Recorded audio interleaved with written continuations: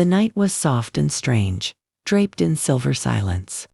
Moonlight spilled through the curtains, painting quiet patterns on the living room floor. The scent of roses and vanilla candles lingered in the air, a fragile reminder that tonight was special. It was their 8th wedding anniversary. Emma had spent the whole day preparing her favorite red dress, the one Ryan once said made her look like a memory he never wanted to forget. She waited near the window, watching the street below, her heart counting the seconds that the clock refused to. When the door finally opened, Ryan stepped in. His face was calm, his smile gentle, but there was something in his eyes that wasn't there before. Something distant, tired, maybe even broken. He carried no flowers, no gift bag, just a small wooden box in his hand. Emma rushed to him with a soft laugh. "You're late," she whispered, though her voice trembled. "I thought you forgot." Ryan smiled faintly. "Some gifts need to arrive late," he said, "so the heart learns to wait for them." He placed the small wooden box on the table. Emma looked at it, beautifully carved, old-fashioned, polished as though it held something precious. But when she opened it, the inside was empty. Her smile faltered. "Ryan, what is this?" He leaned closer. "It's the most honest gift I've ever given you." She frowned. "It's empty." He shook his head gently. "No, it's filled with everything I couldn't say." For a moment, she couldn't breathe. His tone wasn't teasing, wasn't romantic. It was too quiet, too final. He kissed her forehead and whispered, "Keep it safe. One day you'll understand." Then he turned away, leaving her standing in the faint glow of the candles, the box still open in her trembling hands. Later that night, when she went to their bedroom, Ryan was already asleep. The moonlight fell on his face, peaceful, unreadable. Emma placed the box on the nightstand beside him and lay awake, staring at it. Somehow, she couldn't shake the feeling that this wasn't a gift. It was a message. The next morning, the sunlight felt heavier than usual. Emma woke up to silence. No sound of running water. No footsteps. No Ryan. His side of the bed was cold. On the table lay a folded note beside the wooden box. Her heart raced as she unfolded it. "When you're ready to know the truth, open the box in the light." Her hands trembled. She turned the box in her palms, still empty, still haunting. She set it down and tried to laugh it off. But something deep inside her stirred. An unease that refused to rest. The whole house felt different, airless, hollow, like it was holding its breath. Ryan didn't return that day. Or the next. His phone went straight to voicemail. His office said he hadn't shown up. Emma's heart shifted between panic and disbelief. Every room whispered his absence. On the 3rd day, she sat near the window again, holding the box close to her chest. It was cold now, as though it had absorbed the emptiness of her heart. That night, unable to bear it, she lit a candle and opened the box again under the flickering light. This time, there was a small folded paper pressed against the bottom. One she swore hadn't been there before. Her fingers shook as she opened it. The note said only one line. "Love isn't always full. Sometimes emptiness speaks louder than presence." Tears blurred her vision. She closed the box quickly, her pulse wild. A strange scent filled the air, smoke, faint but familiar. She turned, nothing. The candle flickered, but no draft moved. She thought she heard something, a whisper maybe, or just the sound of her name hidden inside the shadows. That night, she dreamed of Ryan standing in the rain, holding the same box, whispering something she couldn't hear. When she reached for him, his face began to fade, and he said, "You were never supposed to open it yet." She woke up screaming, the box lying open beside her pillow. Days turned into weeks. The world outside kept spinning, but inside that house, time had stopped. Emma stopped answering calls, stopped opening curtains. The box had become a part of her, a silent companion she couldn't let go of. Sometimes she thought she heard footsteps behind her, or the faint sound of Ryan humming their song. Once, she swore she saw his reflection in the mirror, smiling, sad, gone. One rainy evening, She finally gathered the courage to open the box again. This time, she placed it under the yellow glow of a table lamp, just as the note had said in the light. The wood felt warm under her fingertips. For a moment, she thought it was beating, like a small heart inside it. When she opened it, there was another letter, old, folded, its paper fragile like the skin of time itself. It was Ryan's handwriting. She could tell by the slight curve of the R. The letter began softly. If you're reading this, I may not be where you think I am. Don't search for me. I left before the darkness could take you to. The box isn't empty, Emma. It holds everything we lost: laughter, promises, the nights we stopped talking, the mornings we pretended everything was fine. I filled it with silence because silence was all that was left between us. Her tears fell onto the page. She whispered his name, but the room stayed quiet, listening. Outside, thunder rolled across the sky. At the bottom of the letter, there was one final line. When the storm ends, you'll find what I left for you. And as the thunder roared, she looked out the window, rain slashing the glass, and saw something in the garden, half buried in mud, glimmering under the lightning. The rain didn't stop that night. It fell in heavy sheets, drenching the world in gray. Emma stood by the window, staring at the thing glimmering in the garden. Her heart beat faster, a strange pull guiding her outside.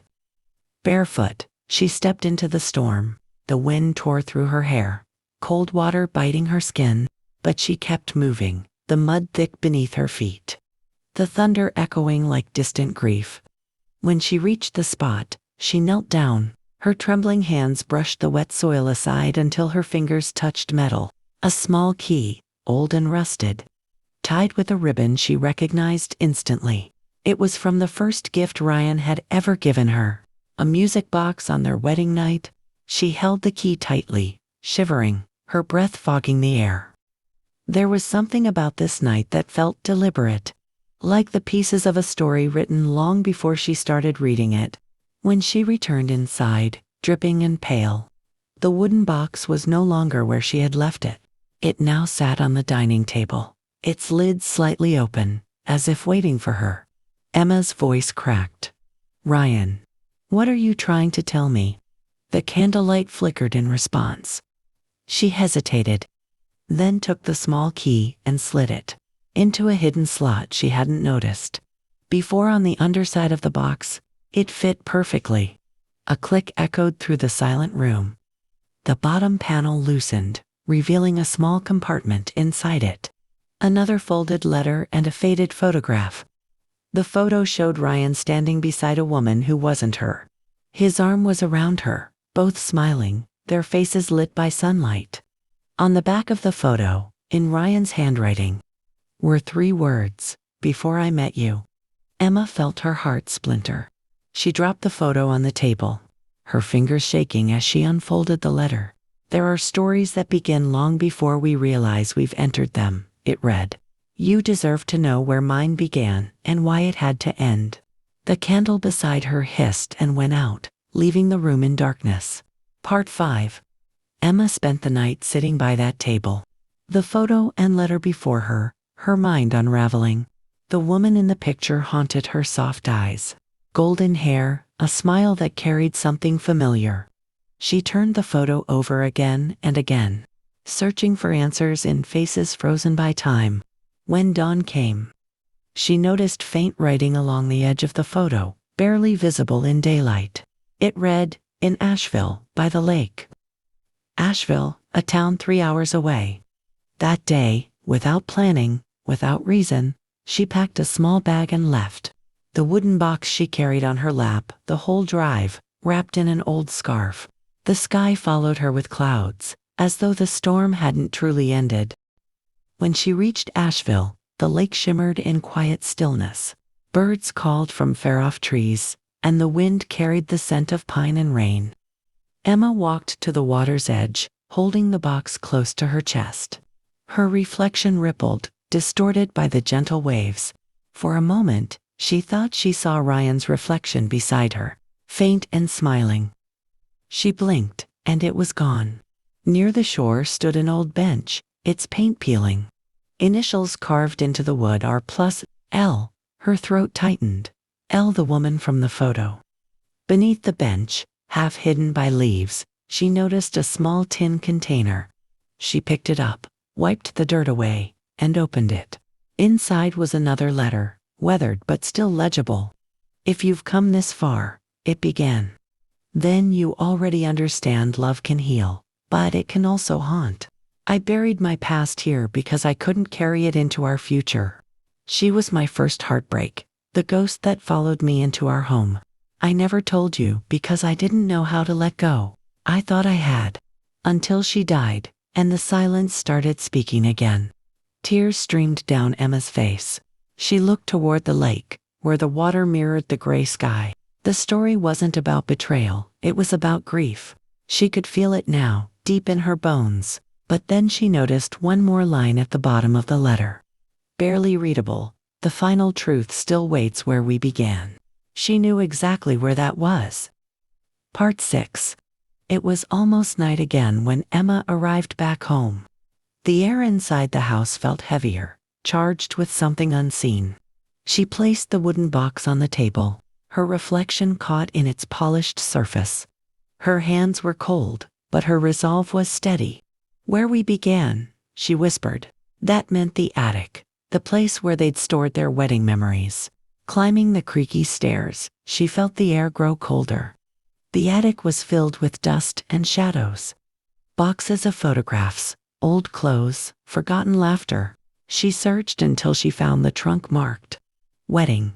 Inside were decorations, notes, dried flowers, and at the very bottom, another small envelope, tied with the same ribbon as the key.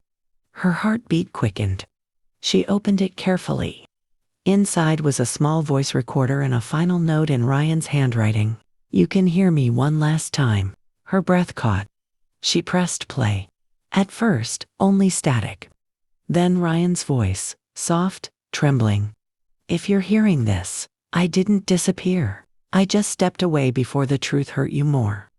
The box wasn't meant to hide something from you. It was meant to show you what I couldn't face.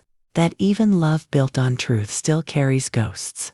I kept pieces of her memory, not because I loved her more, but because guilt doesn't die when a person does. To live, the box is empty because I wanted you to fill it with peace, not with me." The recorder clicked off. The attic fell silent again, except for the sound of rain beginning to fall on the roof, gentle, endless, like tears that finally found their way home. She held the box close, whispering, "I forgive you," but deep inside, she knew the story wasn't over yet, because when she turned to leave, there was a shadow standing behind her. Emma froze. The attic was dim, filled only with the weak light of a single bulb swinging from the ceiling. The shadow behind her didn't move, just stood still, silent, almost human. She turned slowly, her heart thundering in her chest. "Ryan." The word escaped her lips, trembling. The shadow stepped forward, and for a moment, in the flicker of that dying bulb, she saw him. Ryan's eyes, soft and sad, just as she remembered. His face pale, his lips curved in that half-smile that always made her feel safe. But now, it wasn't peace she felt. It was the weight of the unknown pressing down on her chest. He didn't speak. He only looked at her, then at the box in her hands. His eyes glistened, not with life, but with something deeper, like regret turned into light. Emma stepped closer. "Why, Ryan? Why couldn't you tell me the truth when you were here?" The wind outside howled through the old wooden beams. Ryan's figure flickered like a reflection caught between worlds. And then, softly, she heard his voice, not from his lips, but from within her heart. "Because I thought love was about hiding pain, not sharing it." Emma's tears fell freely now. She reached out, but her hand passed through him like smoke. His outline began to fade, dissolving into dust and light. He whispered again, his voice a ghost of air. "You've opened every secret. Except the one inside you. The box isn't about me, Emma. It's about you." And with that, he was gone. The attic fell silent. The bulb stopped swinging. Only the box remained, warm in her trembling hands. She looked at it, that same wooden box that had started everything, and noticed something she hadn't before. Beneath the lid, carved faintly in the wood, were the words, "What you seek has always lived inside." Emma pressed her hand to her chest. For the first time, she understood. The box had never been empty, it had been full of everything she refused to feel. Her grief, her longing, her love. It was all there, unseen, waiting to be accepted. She sat down on the attic floor, the rain above her turning softer. Like a lullaby from another world, days turned into weeks. The rain stopped.